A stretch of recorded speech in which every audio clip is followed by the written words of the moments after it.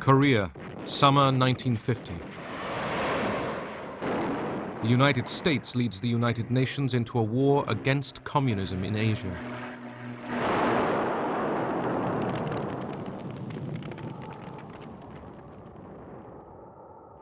In winter, under attack from the Chinese communists, the UN troops are thrown into full-scale retreat.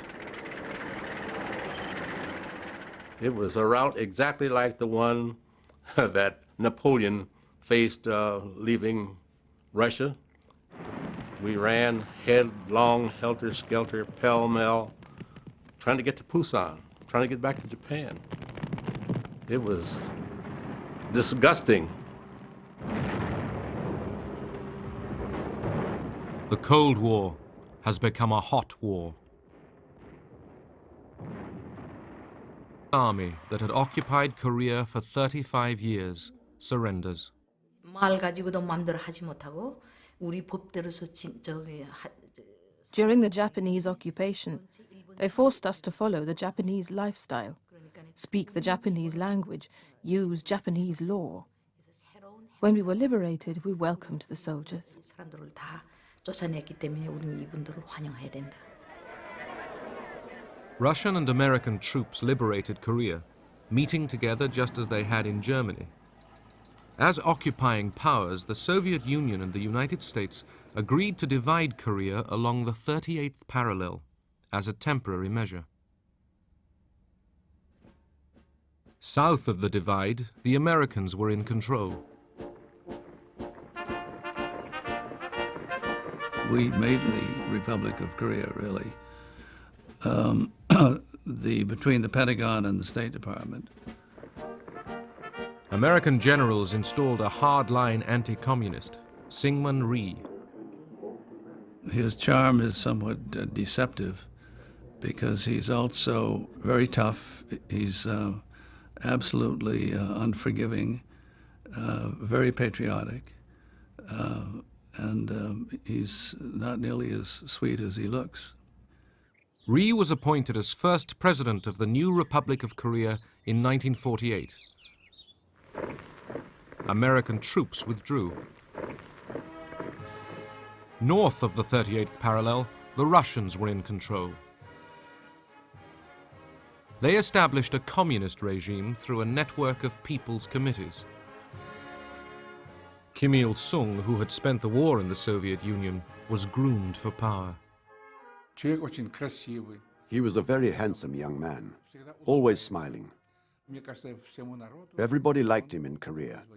He made a very good impression. He was the national hero of the Korean people. The Democratic People's Republic of Korea was proclaimed, with Kim Il-sung as its president. As Soviet troops withdrew, Kim dreamed of uniting Korea under communism. Kim Il-sung understood that to resolve the problem of unifying the two Koreas was very difficult, that he would need help. Of course, the help he was hoping to get would come from the Soviet Union.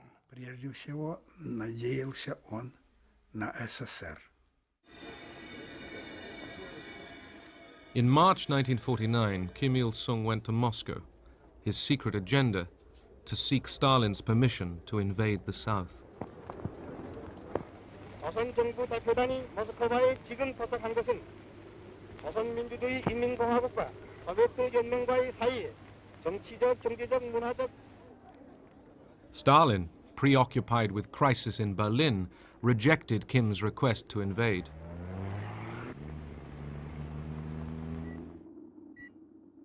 By the end of 1949, the international situation had been transformed.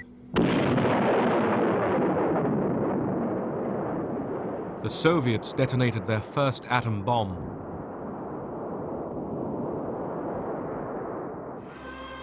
And the communist revolution in China was finally successful. Mao Zedong proclaimed the People's Republic of China. A treaty of friendship between Mao and Stalin created a communist global alliance, opening a second front of the Cold War in Asia.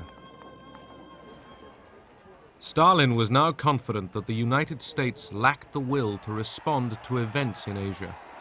In April 1950, he finally gave approval for Kim Il-sung to invade South Korea.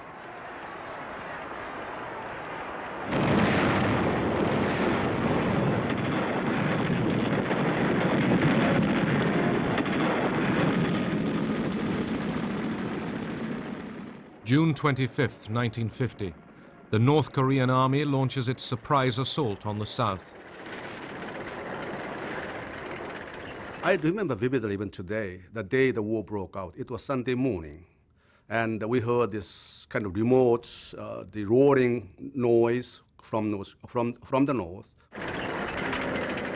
Equipped with Russian tanks and artillery and directed by Soviet advisors, 10 combat divisions of the North Korean army flooded south. We believed that we had to fight for our motherland, for our people, for our leader, Kim Il-sung. We believed it would be better to liberate the South and to unify Korea. That's what we were fighting for.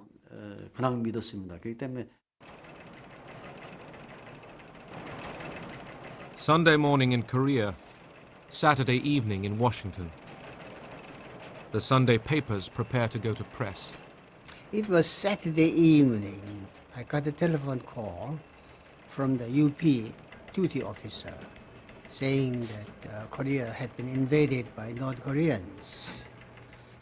And momentarily the remark stunned me so much, and I didn't know what to say.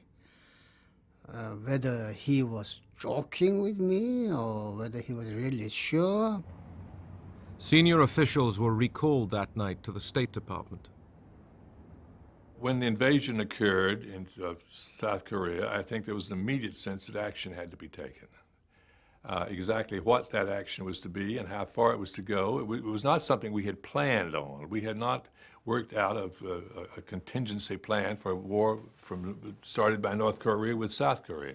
And about midnight, there was a call from President Syngman Rhee. I took the receiver and I said, please ask American government to rush necessary help. The South Korean ambassador went immediately to the State Department to see Assistant Secretary Dean Rusk. He said, if I quote him, we felt that this is a matter America alone cannot be concerned with. It is a matter the world has to be concerned. And with that judgment, we have decided to summon the Security Council for an emergency session. Noting with grave concern the armed invasion of the Republic of Korea by armed forces from North Korea. The following day, the Security Council met. Moscow was boycotting the United Nations because of its refusal to admit Communist China. Those in favor will please raise their hand. The United States seized the opportunity to condemn North Korean aggression. Carried by 9 votes for, 1 against, and 1 abstention. 2 days later, the Security Council voted to create a United Nations military force to defend South Korea. This is, in fact, an attack on the United Nations itself. Under the UN flag, soldiers from 16 nations would fight against communism. We were elated. We felt very, very good, very encouraged. We felt, first of all, we felt that probably Korean unification was to come about as a result of the resolution itself. President Truman addressed the nation. Korea is a small country, thousands of miles away. But what is happening there is important to every American. The fact that communist forces have invaded Korea is a warning that there may be similar acts of aggression in other parts of the world. The feeling at that time was that a military operation of this magnitude could not possibly have been taken without the support of the Russian military. In other words, it was concluded right at the beginning that this was a a movement. This was something happening in the context of the Cold War.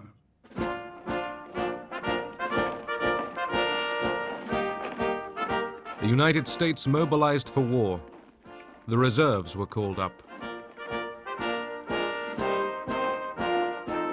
At the time we entered into the war, led the UN into the war with us, it was a very popular war. Everybody was agitated, getting ready to go overseas. There were all sorts of feelings: trepidation, expectancy.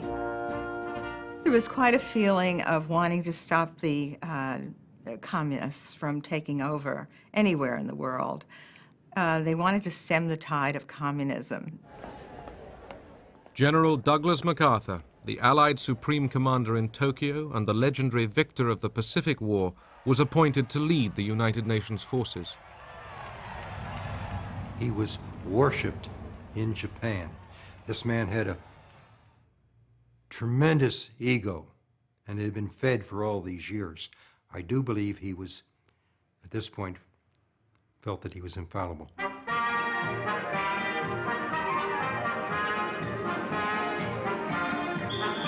The nearest troops to Korea were the American occupation force in Japan, few of whom were ready for combat.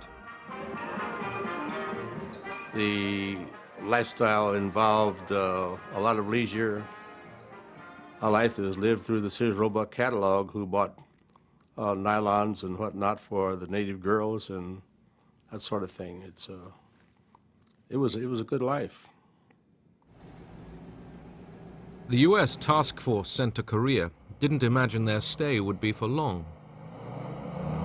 As a matter of fact, we were told to take our athletic equipment and leave everything else behind, because we'd only be gone for maybe 6 weeks. Have a show of force in the field, and those groups would go back across 38th parallel and we'd come home. It wouldn't be that easy. Rhee's South Korean army was in retreat.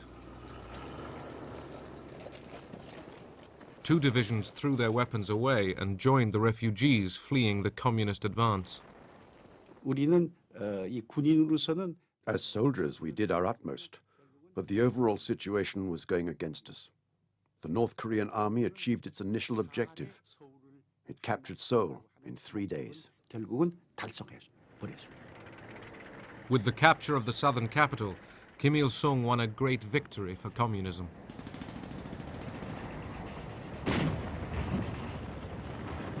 우리는 서울까지 작전이 다 끝났으니까. When we got to Seoul, the army told us the campaign was finished. They told us political reforms will follow. Now the country will be unified with ease. We didn't think there would be any more war. 인정하고 전쟁이 다시 있을 거는 예상도 안 했습니다.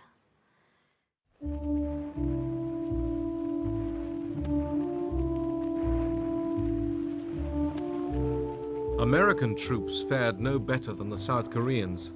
With no effective anti-tank weapons, the American line collapsed.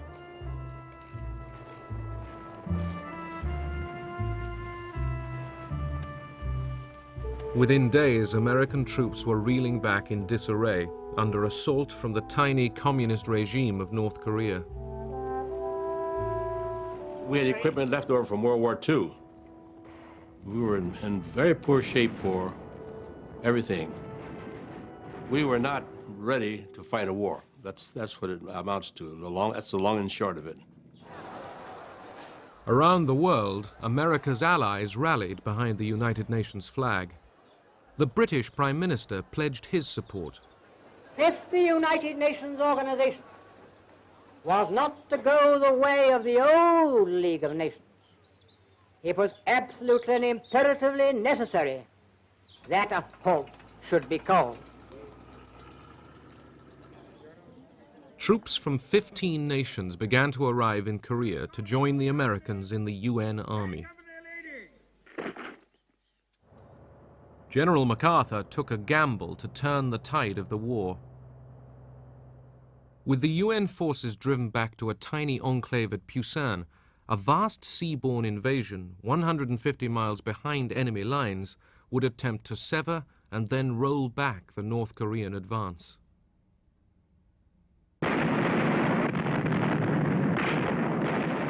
Dawn, September 15th, 1950.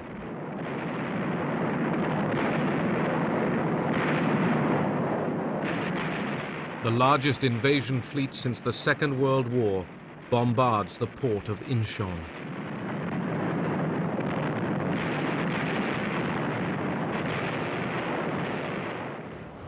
American and Korean Marines go ashore in huge numbers. When we landed, we approached the beach at full speed. The ramp of the landing craft opened with a bang, and we charged with our guns, screaming down the ramp. There was a seawall there, cut stone. It had to be scaled. The actual landing conditions were terrible. Part of the city was on fire. It was a rainy day, and the rain was mixing with the smoke of the fire and the smoke of the bombardment. If those beaches had been defended by Japanese or German troops of the same quality as the Germans and Japanese were in World War II, we would have been lucky to get ashore, and we might not have been quite so lucky once we got ashore. Within 2 weeks, UN troops were engaged in a fierce battle to recapture the southern capital, Seoul. 50,000 civilians were killed in the crossfire. My house was located in a hillside, and there was a crossfire between the UN forces and the North Korean People's Army on the northern side. Finally, my father told us that it would be better that how our family split up. At least somebody will have to survive this war.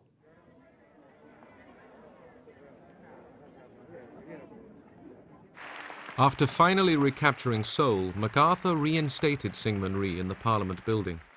MacArthur's association with Rhee's increasingly vicious regime caused concern in Washington. Syngman Rhee was a difficult man to back.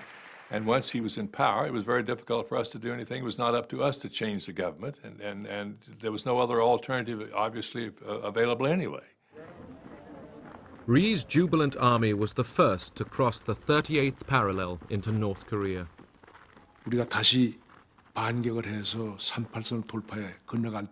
When we counterattacked across the 38th parallel, every one of us, soldiers and people, thought now the drive was on to unify the whole Korean peninsula. 통일이 되는 하나의 결정적인 계기가 왔다. 이렇게 생각을 했습니다. The UN troops, too, advanced into North Korea. MacArthur's war aim now appeared to be hot pursuit of the invader. I thought we'd won the war. I shouldn't laugh at this point, but I have to. I really thought we had won the war, and I think that was a general feeling. And we went north with high hopes. The giant Yalu River marks the boundary between North Korea and China. Across this border, the Chinese leadership followed the war with alarm. They feared the American army in North Korea would invade the Chinese mainland.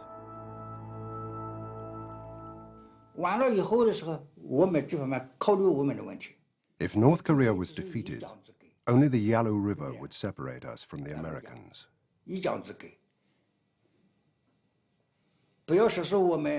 We couldn't accept this,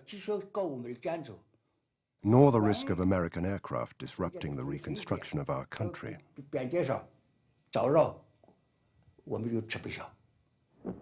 From devastated North Korea, an urgent message went out to Beijing.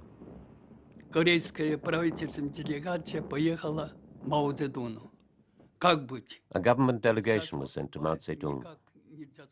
What can we do, they asked. We can't retreat. They're attacking us from the air, from the sea, and by land. There's very little of the North Korean army left. Many have died. What can we do now? погибли. Армии нету. Что же дальше делать? The communist leadership in Beijing was deeply divided over intervention. Mao received secret cables from Stalin telling him to enter the war to save North Korea. Wanting to assert China's power in Asia, Mao was agreeable.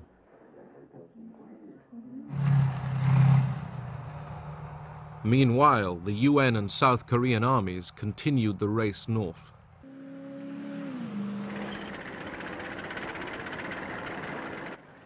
On October 19th, Pyongyang fell.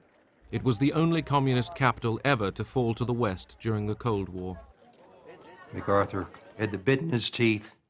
He was pursuing a defeated army. The race to the Yalu was on. MacArthur was surprised to be summoned to Wake Island in mid-Pacific for a meeting with President Truman. MacArthur assured his commander-in-chief there was no possibility of China entering the war. He took the award of yet another medal as a signal that he could continue the advance towards China. When the president asked him to stay for lunch, MacArthur refused.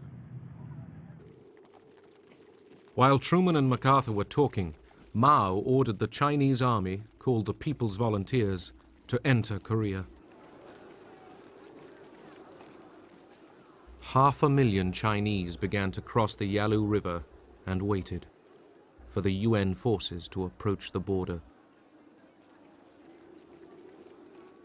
As they crossed the Yalu in enormous numbers, the volunteers sang this song. 雄赳赳，喜昂昂，跨过鸭绿江，为祖国，为国兵，就是保家乡。祖国好儿女，齐心团结劲，抗美援朝，打败美帝野心狼，就是这个样。 Unaware of the massing of the Chinese troops, the US Army paused for Thanksgiving. Roast turkey and cranberry sauce were served up. MacArthur and his soldiers still thought the war would be over by Christmas. Well, Thanksgiving Day in 1950 was a very fine day. The weather was nice. The typical Thanksgiving dinners were there. We had everything that we would have had we been at home. And it was just a very nice day. And that was the last nice day we had.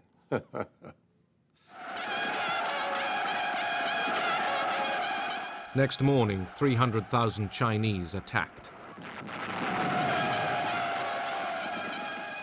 They'd blow these bugles, and they had a chilling effect on the soldiers.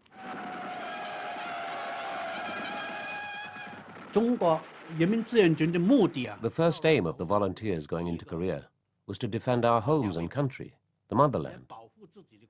We couldn't allow others to cross the Yalu River and invade us. But also we wanted to help the Korean people. As in China's long civil war, Mao believed that greater motivation could defeat an enemy with superior arms. Because our war was a just war, the enemy could be defeated.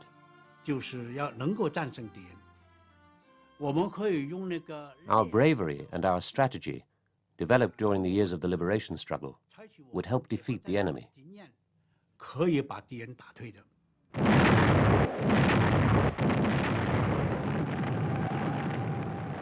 The reaction when China came in was that we had a whole new war, a whole new situation. It was a very terrifying situation, and one that was extremely troubling. In the next swing of this seesaw war, UN forces across North Korea were thrown back, abandoning vehicles and equipment.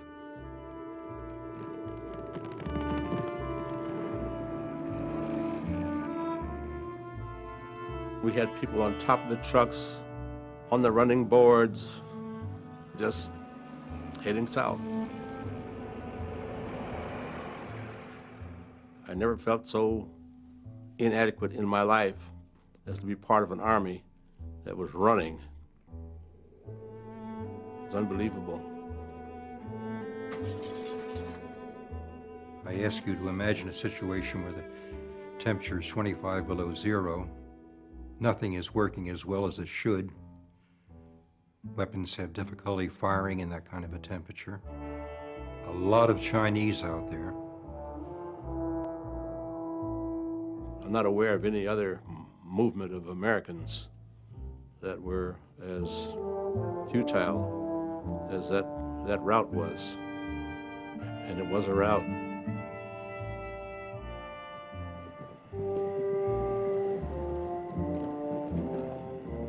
American soldiers called it bug-out fever. We are fighting in Korea for our own national security and survival.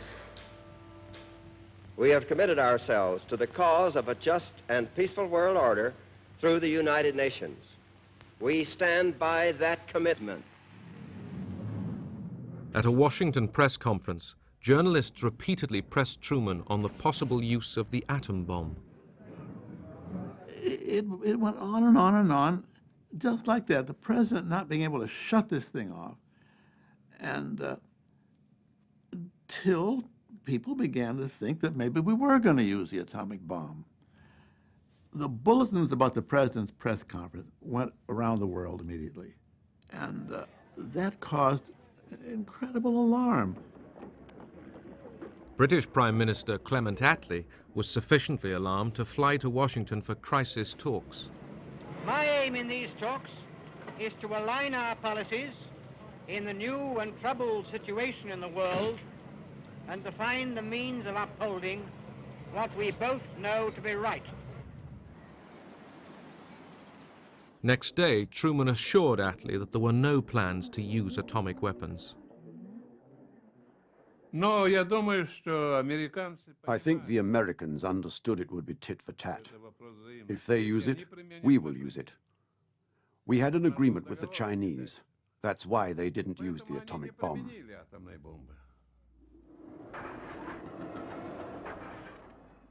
At home that winter, for many American families, the pain began with a call at the door. The 29th of December, the doorbell rang. It was on a Friday. I had just washed my hair. And I opened the door, and there was a boy delivering a telegram. And he turned on his heels and left. And I knew the telegram was going to tell me either he was dead or alive. And when I opened it, I just thanked God that he was missing in action. As far as knowing when he became a prisoner, that wasn't for another year. Even though we knew he was in a camp, I never knew from day to day how he was doing. I never knew from letter to letter if he was alive, you know, so I always held out hope that he would come home, but I never could say that he would come home.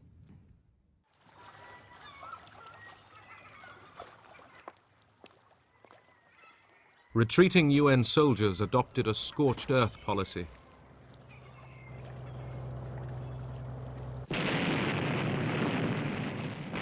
After withdrawing from Hungnam, American engineers blew up the dockside. The Chinese, rapidly advancing, recaptured the northern capital, Pyongyang. At the beginning of 1951, Seoul fell again to the communists. General Matthew B. Ridgway was appointed by MacArthur as the new field commander. At last, UN troops began to slow the Chinese advance. The defeatism and the bug-out fever and so forth that had afflicted the Eighth Army before was eradicated. From the beginning, the United States enjoyed air supremacy. When I was flying up along the Yalu in the F-86, the Sabre, we were using tactics that literally had been used in World War I and World War II, except we're flying jets at much higher speed. When Russian MiG-15 fighters with well-trained Russian pilots were sent to the war zone, they posed a challenge to American supremacy. реактивном самолете другой конструкции летит майор Пепеляев. Мы имели задачу туда ехать Our mission was to go there to train pilots. для обучения. But later we ended up as participants in the Korean War. Оказались участниками этой Корейской войны. The presence of Russian pilots risked bringing the Soviet Union into direct conflict with the United States. Наше руководство, и государственное, так и военное, Our government and the military demanded complete secrecy. нас обязывали, как можно. We must never let the enemy know they were fighting Russians. Чтоб наш противник не понял, что воюет против них русские.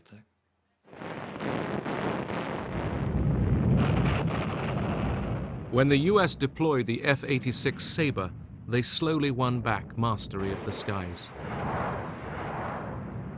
This enabled American aircraft to keep up a constant offensive on ground targets. For ground attack, we were flying the F-9F, the Panthers. Now, they would carry a large bomb load, and we could carry a couple of 1,000-pound bombs on that airplane, and on some flights, 100-gallon napalm tanks with a white phosphorus grenade cap on there so that when it hit the ground and impacted, it would burst into flame and ignite the napalm. And so we used all of those things from time to time on ground attack. MacArthur now called for the bombing of Chinese cities and for the pursuit of the war in mainland China.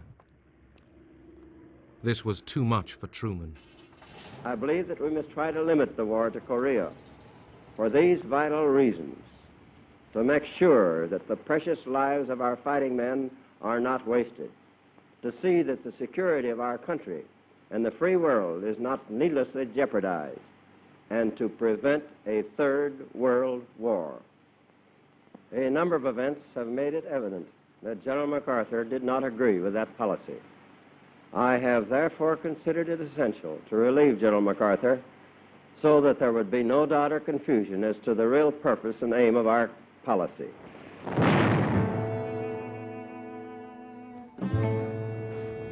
By the summer of 1951, the two sides had fought themselves to a stalemate in the hills of Korea, almost at the point at which the fighting had begun a year earlier. Every month brought another 2,500 UN casualties.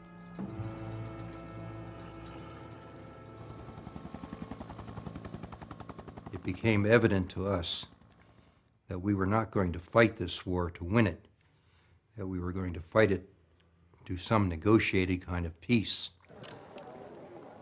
Armistice talks began in July 1951, but got nowhere. Both sides found the other's attitude impossible. 이 공산주의자들하고 교섭이라는 건 굉장히 어렵습니다. Negotiation with the communists was very difficult. They treated the negotiations like a battlefield tactic, something to buy time. 그 사람네들은 시간 버는 것도 있고요. One of the main stumbling blocks at the truce talks was the fate of the prisoners of war. Both North and South Koreans maltreated their prisoners. 1 in 3 American POWs held by the North Koreans died during the first winter.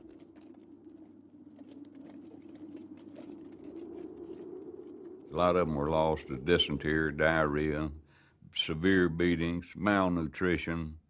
Some of them were, stragglers. They were just beat with rifle bullets till they died, or bayoneted, or you either kept up or you died. It was that simple. Concerned by the numbers dying, the Chinese took over control of the prisoners. They organized daily lectures to indoctrinate them.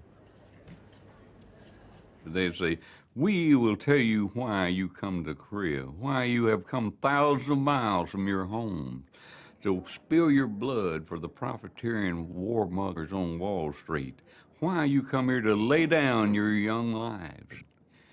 They are sleeping with your wives and daughters. Do you think this is right?" And this would go on for days on end, hour on end, days on end, forever, continuously. Back home, few people wanted to know. Everybody was involved with World War II, but nobody was involved with Korea. The newspapers had so little in them. If I wanted to know what was going on in Korea yesterday, I would have to get the New York Times, because on page 2, they had a short column on the Korean War every day. But most of the other papers didn't, and you would only see headlines when there was a skirmish or if some hill had been lost or won, you know. So there wasn't that interest. There really wasn't. You know, it wasn't like Vietnam where you ate dinner and watched television and saw the latest battle. You know, there wasn't anything like that. In Japan, the Korean War galvanized the economy, generating $3.5 billion of spending. Japan, the ex-enemy, now became a bastion of capitalism in the struggle with communism in Asia. Japan became the jumping-off place for the Korean War. The dockyards and shipyards were used to rebuild, recondition the ships. Japanese electronics, which are probably now the top of the world, really got their start in the Korean War. In South Korea, the UN held 130,000 communist prisoners. Each one was asked if he wanted to return to his country of origin or stay in the non-communist world. The communists were outraged when almost half of the POWs chose not to return to their communist homes. Violent protest dogged the camps. When the armistice talks resumed at Panmunjom, the fate of the prisoners delayed the negotiations for months on end. As the truce talks stalled, the relentless bombing continued. American bombers dropped almost as much explosive on North Korea as they had on Germany during World War II. 어디서 언제 날아온지 어디 소리도 없이 싹 날아와서 거저 The bombers came without warning. 하기 때문에 거기에 맞아 죽은 사람. Too many people died because of the bombing. You found dead people everywhere. 길가에 가면 그 시체가 없는 데가 없었고 그다음에 뭐 There was hardly a single house left standing. 집 하나 온전한 집이 하나 남은. They bombed the big cities, the villages, and the countryside in the same way. 농촌에 할 거 없이 몽땅 다 I saw it all with my own eyes. 이건 내가 직접 내가 눈으로 봤습니다.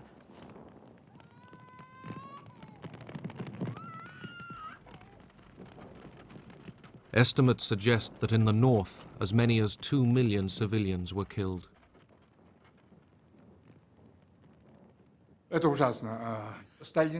was horrific. They said Stalingrad was destroyed 96% in the Second World War, but Pyongyang was destroyed 100%. Everything was burnt to ashes. Not a single house left.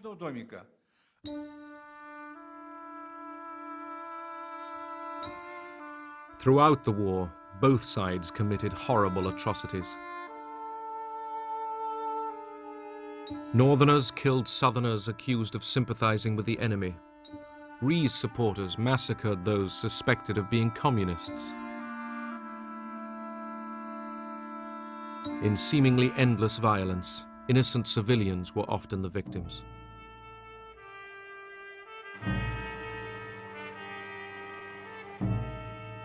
At Panmunjom, the talking continued. Spanning 2 years, there were hundreds of meetings.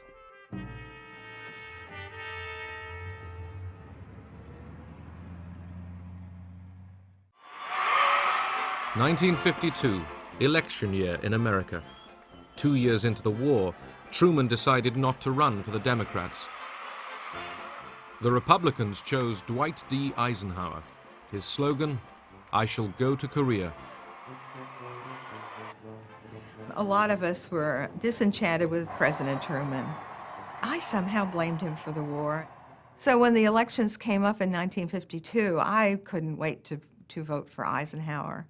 I felt, being a military man, and his pledge was that he would see what he could do to end that war, that he was the man I wanted in office. Eisenhower defeated the Democrats in a landslide victory. There were changes in the East also. In March 1953, the communist world mourned the death of Stalin. Stalin had kept the war going. His successors wanted to end it.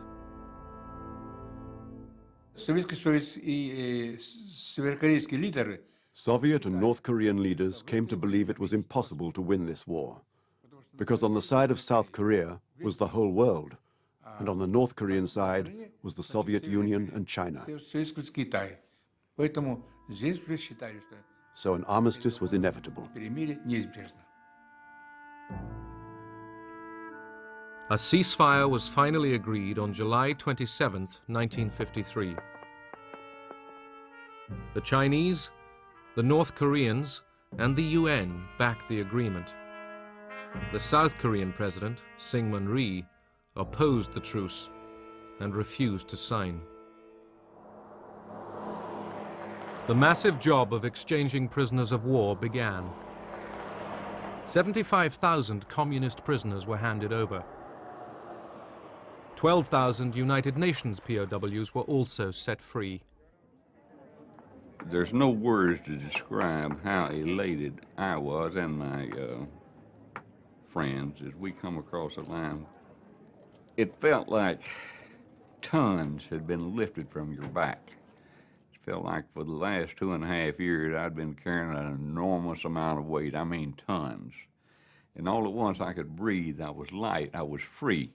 Freedom's something you can't describe. Bernie Gehling also went home. Florence was there to meet him. I'd only known him 6 months. We were only married 6 days. This young man who left with blonde, wavy hair came back with brown, straight hair, thinned. And he was gaunt. I mean, he no longer had the facial structure that he had when he left. This man that I had waited for 33 months. And then he comes home, and I don't really know him. But it didn't take long.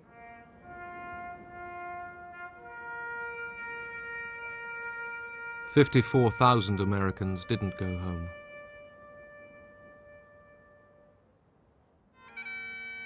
The war claimed the lives of 3,000 men from the armies of 15 other nations. In China, Mao called it a great victory, and the volunteers returned home as heroes. An estimated 500,000 Chinese soldiers had died in the war.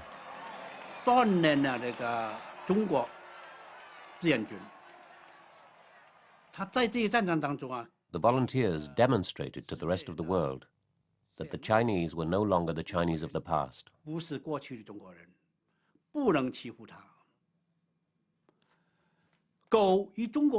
China could not be bullied.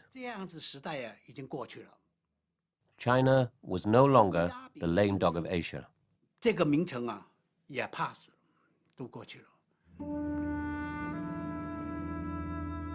In North and South, 3 million Koreans were killed, wounded, or missing. Another 5 million were homeless. 53년도 정전 협정할 때 When the truce was negotiated in 1953, there was a chance for the Korean people to breathe. 조선인민들이 숨쉴 기회가 있다. But there is no real victory in war. It kills so many people and destroys so much. 승리했다. 거기서 무슨 승리가 있어요? No victory, but the West held the line. In Korea, communism had been contained. In broad terms, it was a defeat for socialism. We were unable to impose the socialist system on South Korea, so it was a defeat.